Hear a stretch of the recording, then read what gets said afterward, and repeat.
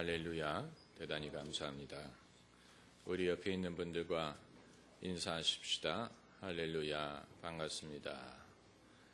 오늘 주신 하나님의 말씀은 창세기 32장 24절부터 32절까지 말씀입니다. 창세기 32장 24절부터 32절까지 함께 읽겠습니다. 야곱은 홀로 남았더니 어떤 사람이 날이 새도록 야곱과 씨름하다가 그 사람이 자기가 야곱을 이기지 못함을 보고 야곱의 환도뼈를 치매 야곱의 환도뼈가 그 사람과 씨름할 때 위골되었더라. 그 사람이 가로되 날이 새려하니 나로 가게 하라. 야곱이 가로되 당신이 내게 축복하지 아니하면 가게 하지 아니하겠나이다. 그 사람이 그에게 이르되 내 이름이 무엇이냐? 그가 가로되 야곱이니이다. 그 사람이 가로되 내 이름을 다시는 야곱이라 부를 것이 아니요 이스라엘이라 부를 것이니 이는 내가 하나님과 사람으로 더불어 겨루어 이기었음이니라. 야곱이 청하여 가로되 당신의 이름을 고하소서.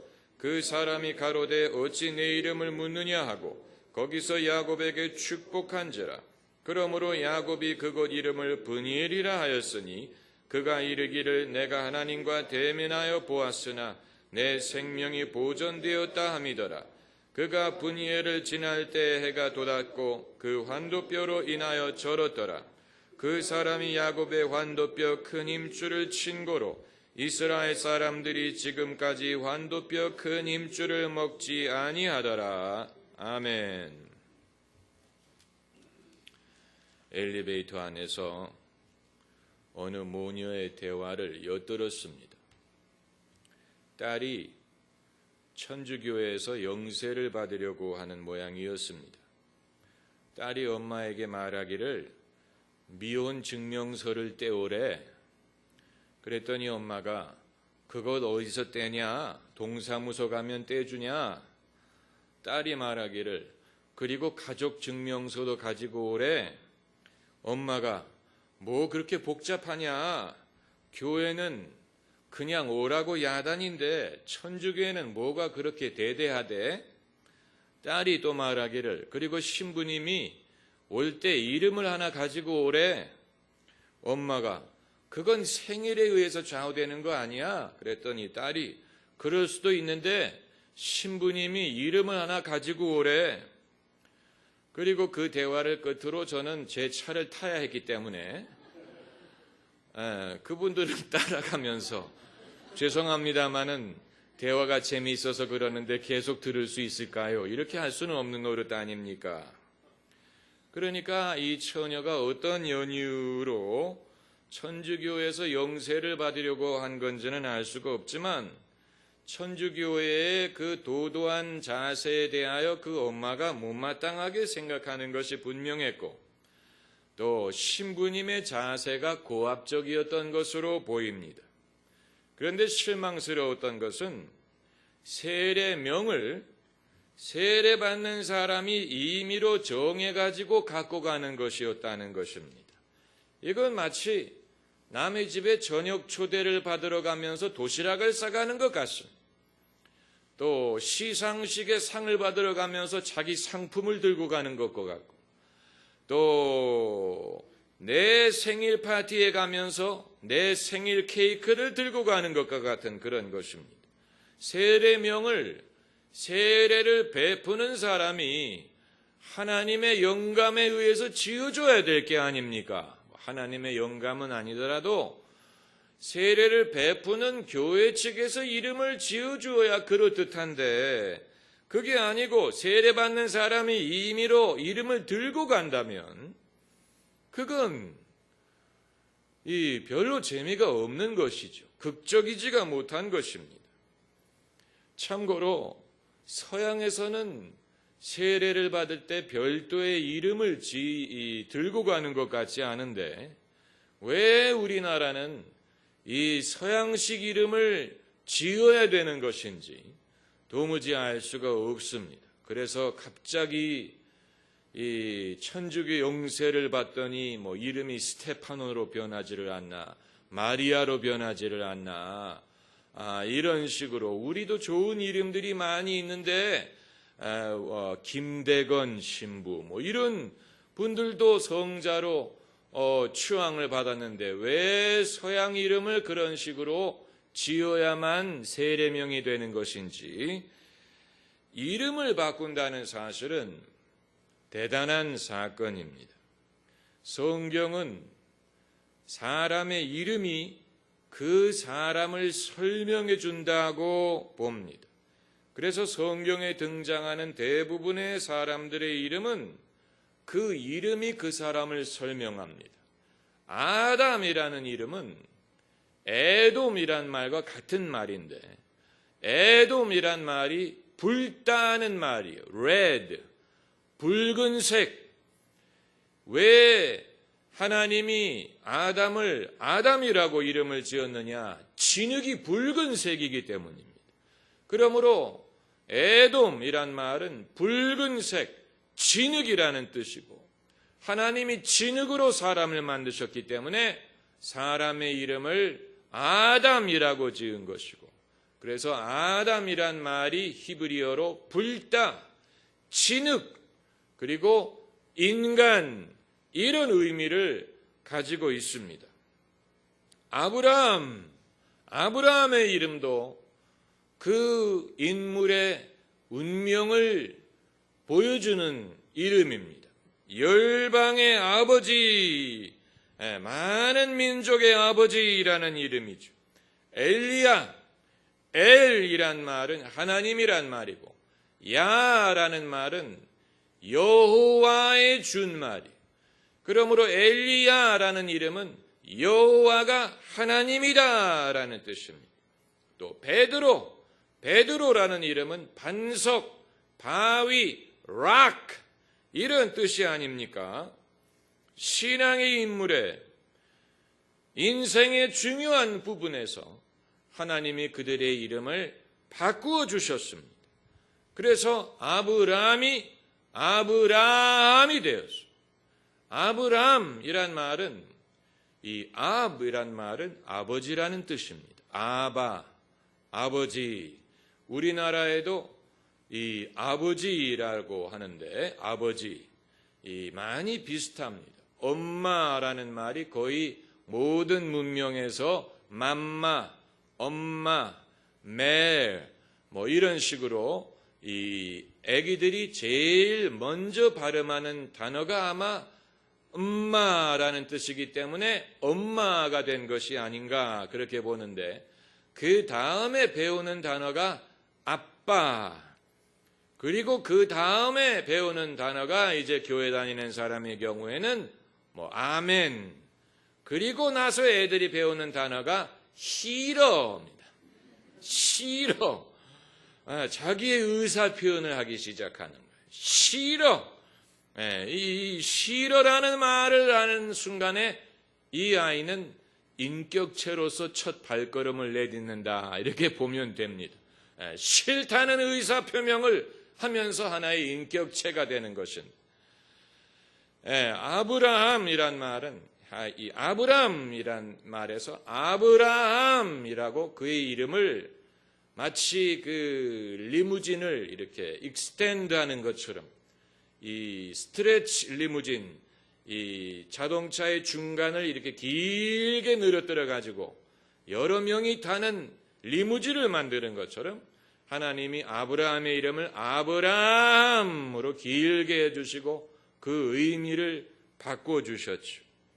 또 신약 성경의 대표적인 예가 베드로입니다. 원래 베드로의 이름은 시몬입니다. 요한의 아들 시몬. 옛날에는 이 성씨가 없었고, 그 대신 그 사람이 누구의 아들이냐, 어디 출신이냐를 가지고 그 사람을 분별했습니다. 그래서 예수님을 나사렛 예수라고 부른 것이고, 또 유다를 가롯 유다라고 부른 것인데, 가롯이란 말은 유다의 출생지를 말하는 것입니다. 또 아버지의 이름을 사용했는데, 그래서 이 시몬의 이름은 바요나 시몬, 그 말은 요한의 아들 시몬이란 말입니다.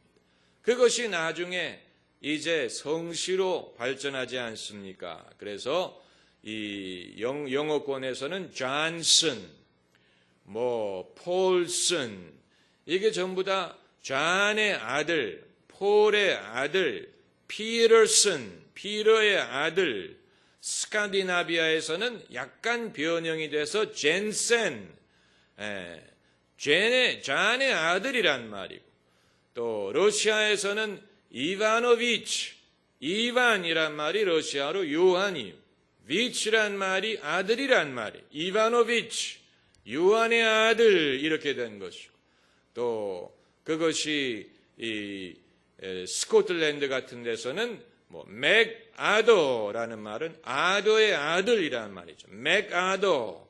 또 아일랜드에서는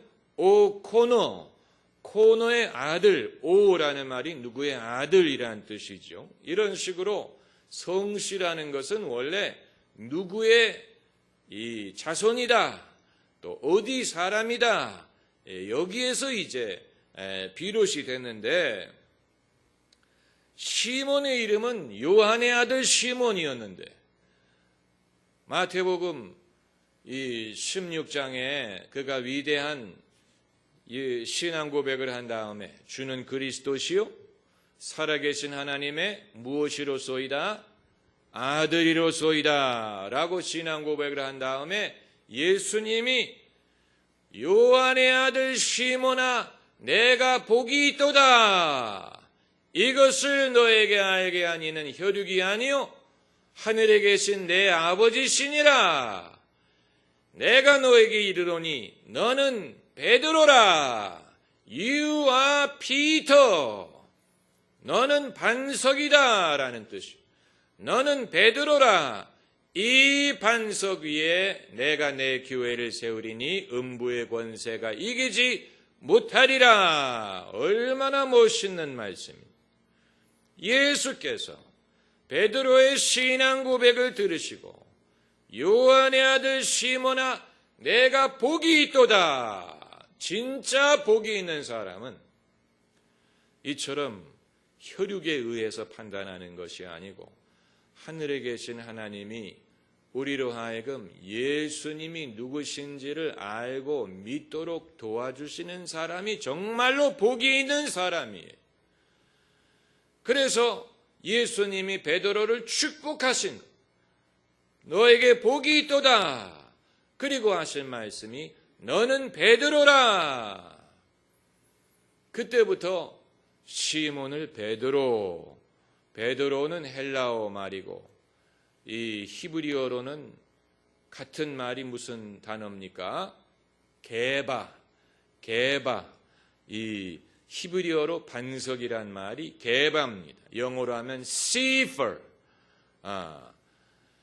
그런데 이름의 변화는 운명의 변화를 뜻합니다. 사람이 자기 이름을 임의로 바꿀 수 있는 게 아니에요. 그 영세받는 사람처럼 자기가 임의로 이름을 정해가지고 들고 가는 게 아니에요. 어떤 식으로 이름을 정하겠습니까? 무슨 영화배우의 이름을 보고 무슨 톰 크루즈에서부터 톰 행스에서부터 줄리아 로버츠에서부터 엘리자베스 테일러에서부터 그리고 보면서 제일 자기 마음에 드는 이름을 골라 가겠습니까? 그게 아니고 하나님이 이름을 바꿔주시는 것이죠. 그들의 인생의 변화, 운명의 변화를 상징하는 것인데, 제가 저희 교회 개척을 준비할 때 한 가지 가장 부담스러웠던 것은 개척 자금을 마련하는 것도 아니고 교회 이름을 정하는 것이었습니다. 왜냐하면 제 목회 선배 목사님들이 벌써 옛날에 알려준 바가 있었습니다. 교회를 개척할 때는 하나님에게 교회 이름을 응답받아야 된다.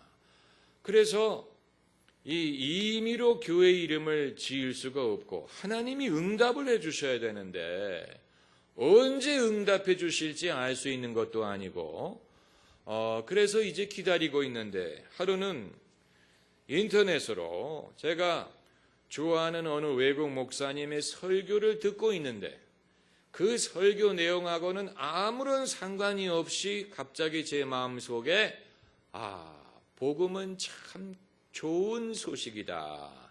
참 좋은 소식이다라는 그런 깨달음이 왔어요. 그냥 설교를 듣는 중에 제 마음속에 복음은 참 좋은 소식이다. Good news라는 그게 저절로 이렇게 자연스럽게 깨달아지면서 교회 이름을 Good news, 기쁜 소식 교회라고 지어야 되겠다.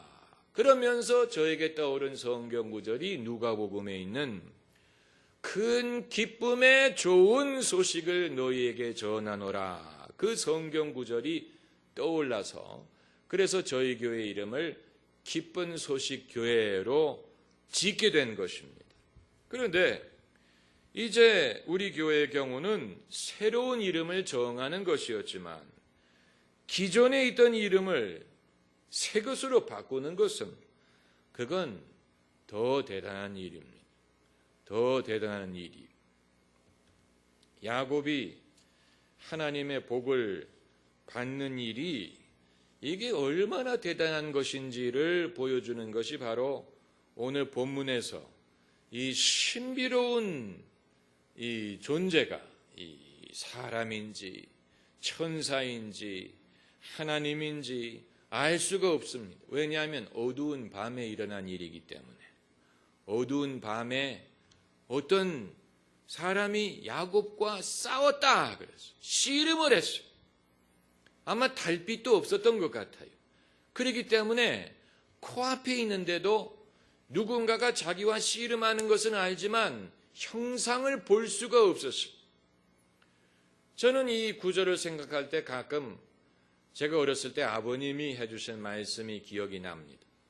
이 백마고지 전투에서 이 국군과 인민군이 서로 백병전을 벌일 때 이 상대방이 어두운 밤에 상대방이 아군인지 적군인지 알 수가 없기 때문에 머리를 만져보고 머리에 털이 있으면 국군이고 머리를 빡빡 깎았으면 인민군이 그래가지고 머리를 만져보고 머리가 대머리면 칼로 찌르고 머리가 털이 있으면 아군이었다. 뭐 이런 상상이 가시지요. 우리나라를 그렇게 지켜주었기 때문에 여기까지 우리가 올 수 있어요. 그게 생각이 납니다. 야곱이 누군지 모르는 존재와 밤새 씨름을 했어요. 밤새 씨름을 했는데 이 존재가 해가 지기 전에 떠나려고 했습니다. 해가 뜨기 전에 떠나려고 했는데 해가 뜰 때가 됐는데도 야곱이 놔주지를 않으니까 이제 거래가 이루어진 것입니다. 그래서 이 야곱이 정말로 하나님의 복을 정말 복에 집착하는 사람, 복에 집착하는 사람이라는 것을 알 수 있는 게 자기 아버지를 속이면서까지 축복을 받더니 이제는 이 존재와 씨름을 하면서 뭐라고 말하냐면 26절에 그 사람이 가로되, 여기서 사람이란 말은 그게 바로 반드시 인간이라는 뜻이 아니고 다른 단어가 없기 때문에 그 사람이라고 아마 he라는 말일 것입니다. he. 그 사람이 가로되 날이 세려하니 나로 가게 하라. 야곱이 가로되 당신이 내게 축복하지 아니하면 가게 하지 아니하겠나이다. 야곱이 얼마나 복에 집념이 있는 사람이면 이런 상황에서 하나님과 거래를 한 거예요. 나에게 축복하지 않으면 내가 가게 하지 않겠나이다. 그랬더니 그 사람이 그에게 이르되 내 이름이 무엇이냐? 아니 이름도 모르고 씨름을 했습니까? 내 이름이 무엇이냐? 이건 이제 수사학적인 질문이에요. 그가 가로되 야곱이니이다. 그 사람이 가로되 내 이름을 다시는 야곱이라 부를 것이 아니요 이스라엘이라 부를 것이니. 이스라엘이란 말의 뜻이 뭡니까? 그 아래 란하주에 가면 그 설명이 나오지요. 하나님과 겨루어 이김. 그 설명문이 없는 성경책은 갖다 버리세요. 아무리 저렴한 성경책도 그 설명이 하나님과 겨루어 이김, 이스라엘, 이것이 국가의 이름이 됐어요. 얼마나 대단한 것입니까? 아브라함이라고 부른 것도 아니고 이삭이라고 부른 것도 아니고 이스라엘의 이름이 민족의 이름이 되었어요. 이스라엘이란 말의 뜻은 하나님과 겨루어 이겼다. 또 다른 번역은 하나님과 씨름했다라는 뜻도 됩니다. Wrestled with God. 하나님과 씨름했다.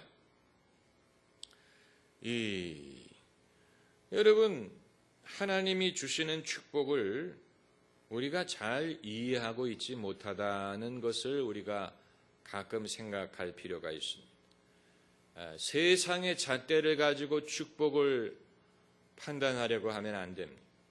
그렇기 때문에 하나님의 축복을 모르는 것입니다.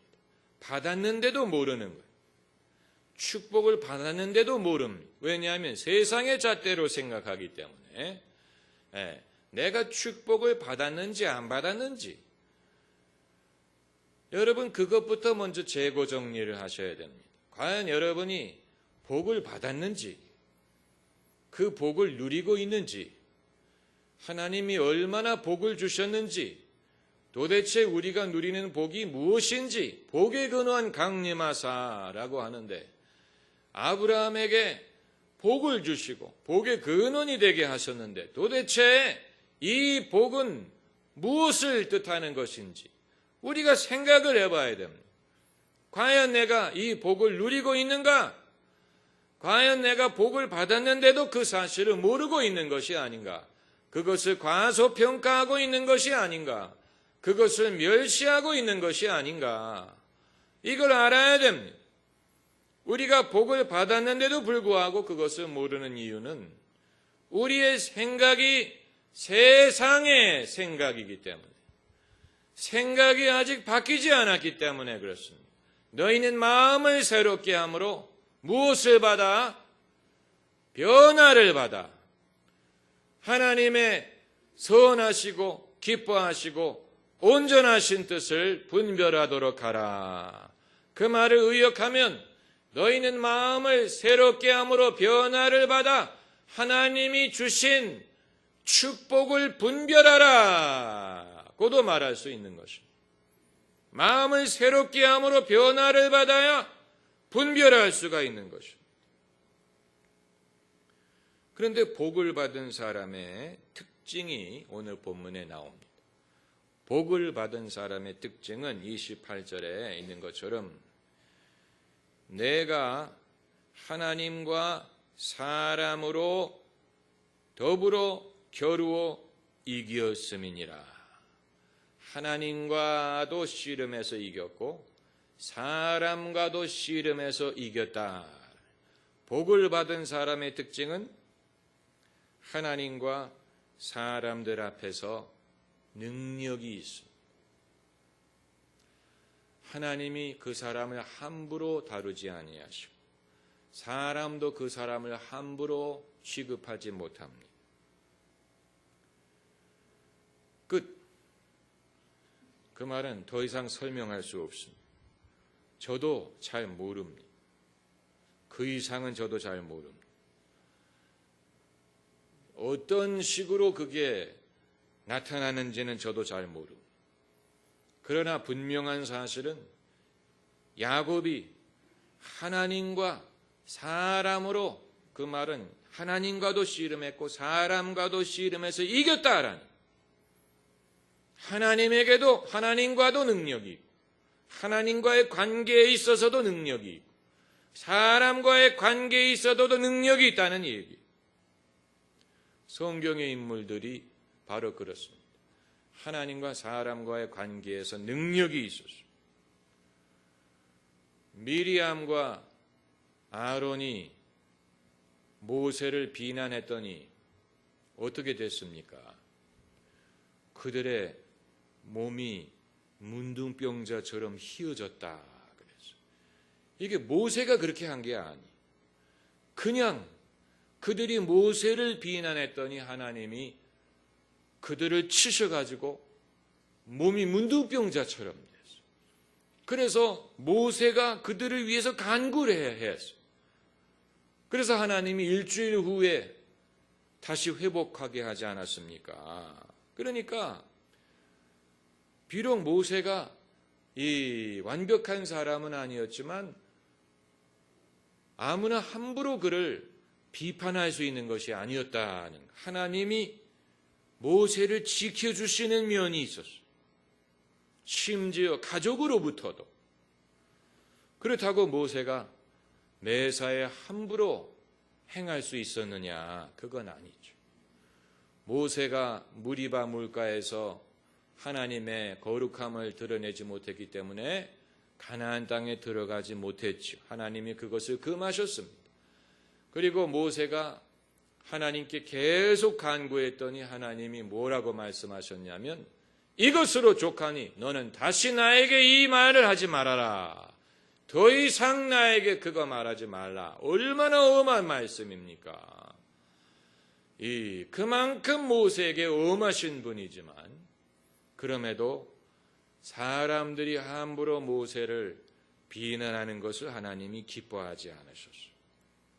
그러니까 이 하나님이 주시는 축복은 우리에게 어떠한 권한을 주는데 그 권한을 이 하나님이 정하신 범위 안에서 우리가 사용할 수가 있습니다. 오늘날 우리의 문제는 복을 받는 데에 있는 게 아니고 받은 복을 간수하는 데 있다고 봅니다. 할렐루야. 복을 받는 데에 문제가 있는 게 아니고 받은 복을 간수하지 못하는 데에 있습니다. 복을 이미 받아놓고서 그것을 간수하는 데 실패하는 사람들이 우리 주변에 즐비합니다. 얼마나 많은지 몰라요. 교회마다 복을 어떻게 하면 받을 수 있는지를 가르쳤지만 받은 복을 어떻게 간수하는지에 대해서는 가르치지 않았어요. 여러분, 1999년에서 2000년으로 넘어가면서 일어난 파동이 무엇이었습니까? Y2K라고 컴퓨터가 2000년을 인식하지 못할 것이기 때문에 이 모든 것이 이 세상의 모든 것이 이제 스톱할 것이다. 그게 Y2K 파동 아닙니까? 그러니까 PC를 처음 만들었을 때는 이 메모리를 적게 하기 위해서 연도를 인식할 때 그냥 두 숫자로 인식하게 했어요. 60 하면 1960년, 70 하면 1970년, 80 하면 1980년. 그때는 그것으로 좋겠어요. 예.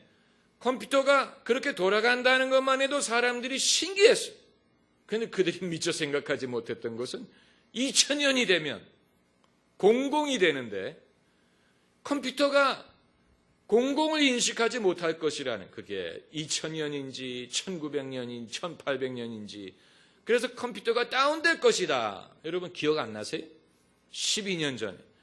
그래서 가정들마다 무슨 비상식량 비축하고 생수 비축하고 그랬으니 저희 집도 만일 전기가 끊어지고 그런 것을 대비해서 고래밥, 라면 이런 거 비축을 한 적이 있는데 정말 전기가 끊어지고 수도가 끊어지고 은행이 작동을 안 하고 그럴 수 있다고 사람들이 두려워했어요. 그러니까 처음에 PC를 만든 사람들은 PC가 작동한다는 것만으로도 신기한, 와, 이게 된다. PC가 작동한다는 것만으로도 대단하게 생각한, 몇십 년만 지나면 발생할 수 있는 문제에 대해서는 생각할 겨를이 없었다는 얘기입니다. 대다수의 사람들이 그래요. 자기의 소원을 이루는 것만으로도 감지덕지. 그 이유는 생각하지 않아. 소원만 이룬다면 더 이상 바랄 게 없다. 내가 축복만 받을 수 있다면 더 이상 바랄 게 없다.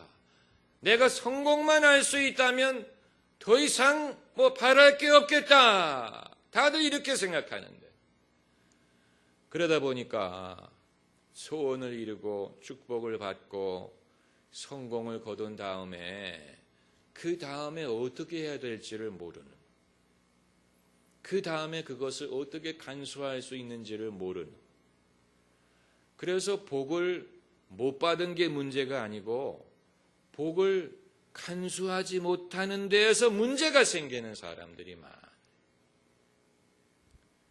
성경에 등장하는 사람들도 그렇고, 이 받는 데만 급급해서 이유를 생각하지 않는 것입니다. 그런데 하나님은 야곱이 그렇게 되지 않게 하기 위하여 어떻게 하셨느냐? 야곱의 환도뼈를 치셨습니다. 이 25절을 보면 그 사람이 자기가 야곱을 이기지 못함을 보고 야곱의 환도뼈를 침해, 야곱의 환도뼈가 그 사람과 씨름할 때에 위골되었더라. 환도뼈라는 것은 아마 대관절을 말하는 것이에요. 얼마나 아프겠습니까? 여러분 한번 집에 가서 쳐보세요. 환도뼈를 치면 그 사람이 그때부터는 쩔뚝쩔뚝합니다.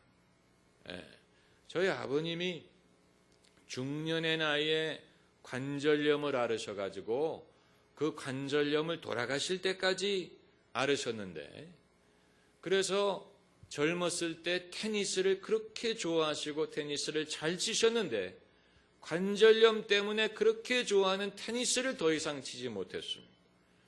그래서 저희 집에 아버님의 테니스 라켓을 그대로 보관을 했어요. 왜냐하면 그것을 치울 수가 없는, 그것을 치운다는 말은 아버님이 더 이상 테니스를 칠 생각을 하지 말라는 뜻인데, 그렇게 할 수가 없었기 때문에 테니스 라켓을 늘 집에 보관했어요. 그러나 아버님이 테니스를 다시 치셨느냐? 못 쳤어요. 그러나 저희 아버님이 그것을 어떻게 받아들이셨냐면, 하나님이 야곱의 환도뼈를 쳐서 일평생 절개하신 것처럼 아버님의 환도뼈를 쳐서 믿음을 갖게 하신 것이다 라고 받아들이셨어요. 내가 만약에 이런 일을 당하지 않았으면 믿음을 갖게 되지 않았을 것이다. 그래서 차라리 환도뼈를 절더라도 복을 받은 것이 더 낫다. 그렇게 받아들이셨는데, 이 31절에 그가 분이엘을 지날 때 해가 돋았고 그 환도뼈로 인하여 어떻게 했더라? 절었더라. 일평생 환도뼈를 하나님이 안 고쳐줬어요. 그래서 일평생 절었어요. 이것이 야곱으로 하여금 하나님의 복을 받은 후에